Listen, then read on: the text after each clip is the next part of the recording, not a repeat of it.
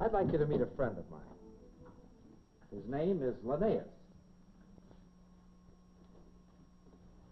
Electrophorus electricus Linnaeus. Here at the lab, we just call him Joe. He isn't exactly what you'd call a raving beauty, is he? But he has his points. For one thing, he's quite a swimmer. Notice the wave motion of the long ventral fin. As the waves travel toward the rear, the eel is propelled forward. Reverse, the waves travel toward the head. How about ascending and descending? Well, to ascend, he merely starts waves at the center, which go both ways. And to descend, the waves start at both ends and work toward the middle. Joe is commonly called an electric eel. But actually, it isn't an eel at all, but a fish of the carp or catfish family. Now, the eel part of his name may not be correct, but he sure came by the electric part honestly. There are stories of cattle, horses, even human beings being killed by the electric shock of eels just like this. In fact, along the Amazon River, ranchers have lost so many cattle that they have what they call electric eel drives. They herd the eels into shallow water and then they kill them with their machetes. Oh yes, they have insulated handles on the machetes. Now, of course, electrical impulses can't be seen. But if we put an electrode at each end of the tank, we can hear the electrical discharge on a loudspeaker. Now, those gentle pulses are part of the eel's radar system. In some mysterious way, he uses them to locate his food. Now, so far as we know, all adult electric eels are blind. They have heavy cataracts on their eyes. Now, eels feed on small fish, and if it weren't for this radar system, they'd starve to death. Now, when an eel locates a fish or when he is disturbed, he puts out what we call the double whammy. This is a terrific shock that stuns anything in the water nearby. The only way you can describe Joe's table manners is to say that they're downright shocking.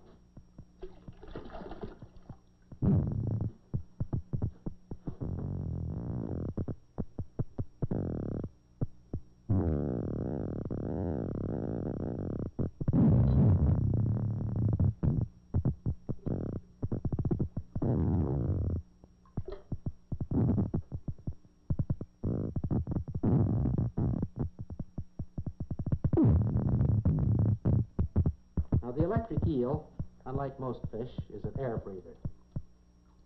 It must rise to the surface from time to time for air. For this reason, he can be quite comfortable out of water.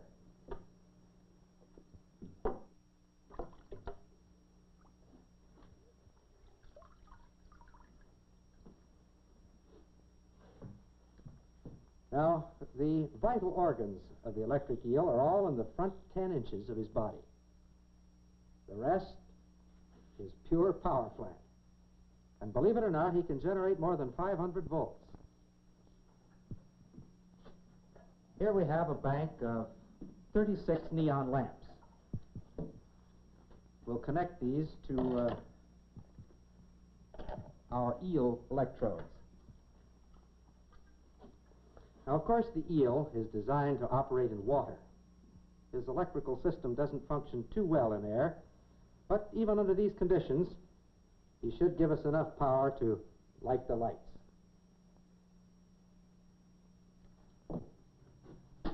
For some reason, people seem to find it difficult to believe that a fish could put out any considerable amount of power.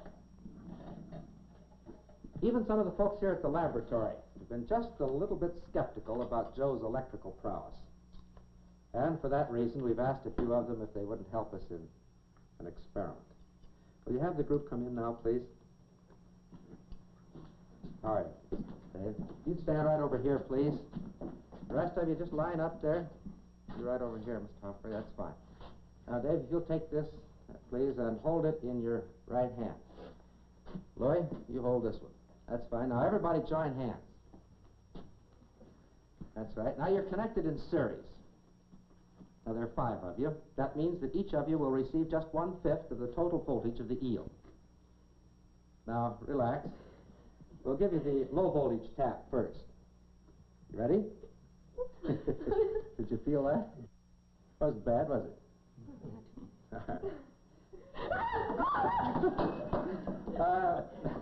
Ladies and gentlemen, I'd like to have you meet a group of confirmed believers in electric eels. Thank you very much. Now, where did that electricity come from? Strange as it may seem, the eel's electric tissue is made up of cells very much like the cells that make up the nerves of our own bodies. These cells are called electroplaques. Here is a crude model of one of these cells. Actually, the electroplaque is a tiny battery, 1/25 of an inch thick. Now, in a flashlight, there are 3 cells. Each cell generates 1.5 volts. 3 of them in series produce the 4.5 volts necessary for the lamp. The eel's battery produces 1/10 of a volt. 10 of them in series will produce 1 volt. Well, at this rate, it would take 5,000 of these to produce the 500 volts of the eel. Well, he's got them and then some. An eel like Joe here probably has 250,000 electric cells. Connect them in series, 5,000 of them, and you have the 500 volts. The rest of them are connected in parallel to build up the current capacity. Now, each one of these tiny batteries has an electronic switch controlled by a signal sent along the nerve fiber connected to it. When an eel wants to shock something, it throws hundreds of thousands of switches all at once just by thinking about it. But what to me is even more amazing is that when Joe's battery is run down, he can recharge them, all of them, in just 1,000th of a second. That's quite a power plant, isn't it? The eel's electrical system is composed of 3 main parts. The first is called the large electric organ. This is the source of the eel's main voltage. Now, the function of this organ, called the organ of Hunter, is still somewhat of a mystery, although scientists believe that in some way it works with the large organ in producing the double whammy. This organ, called the bundle of socks, is to me the most wonderful. It has been definitely identified as the source of those mysterious radar pulses. In other words, this is the power plant for the eel's radar transmitter. Now, of course, a radar system must have a receiver also. Do you notice those pits located in rows along the front part of the eel? The other night, I was in New York City talking with Dr. Christopher Coates, director of the New York Zoological Society. Dr. Coates is the world's foremost authority on electric eels. He performed an experiment recently that seems to indicate that those pits are a definite part of the eel's radar receiving system. Now, if Joe is willing to cooperate, we can perform a similar experiment here. The problem is to render Joe's radar system temporarily inoperative. Now, if we paint these pits with an insulating liquid,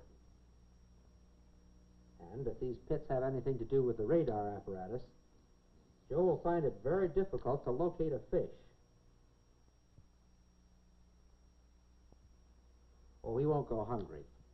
This is a liquid that will wash off very rapidly.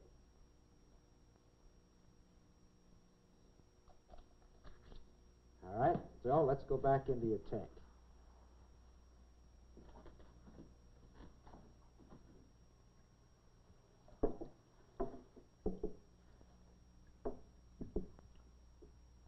That's right. Come on out now, like a good fellow.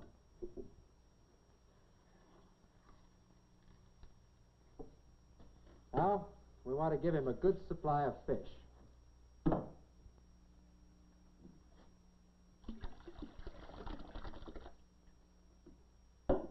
All right, Joe is surrounded by his favorite delicacy, baby trout. But for the next few moments at least, those fish are just as safe as if there weren't an electric eel within 1,000 miles. You see, Joe's radar is on the blink. Oh, his transmitter's working all right.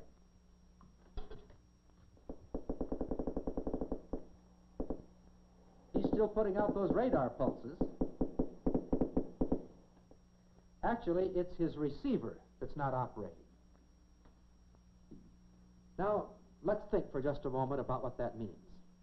To a certain extent, we can locate objects with our ears. We can tell roughly the direction from which a sound is coming.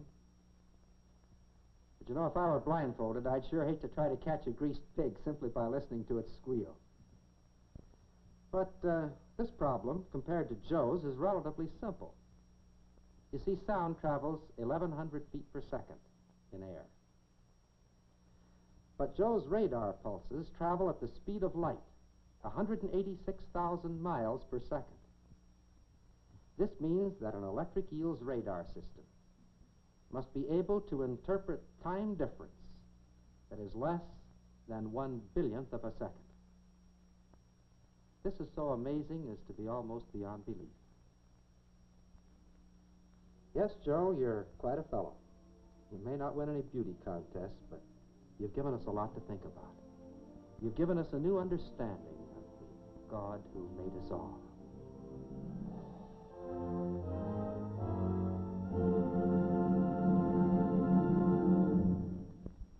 I'd like you to meet a friend of mine.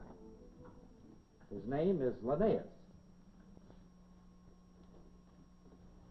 Electrophorus electricus Linnaeus. Here at the lab, we just call him Joe. He isn't exactly what an electric eel, but actually it isn't an eel at all, but a fish of the carp or catfish family. Now, the eel part of his name may not be correct, but he sure came by the electric part honestly. There are stories of cattle, horses, the waves travel toward the head. How about ascending and descending? Well, to ascend, he merely starts waves at the center, which go both ways.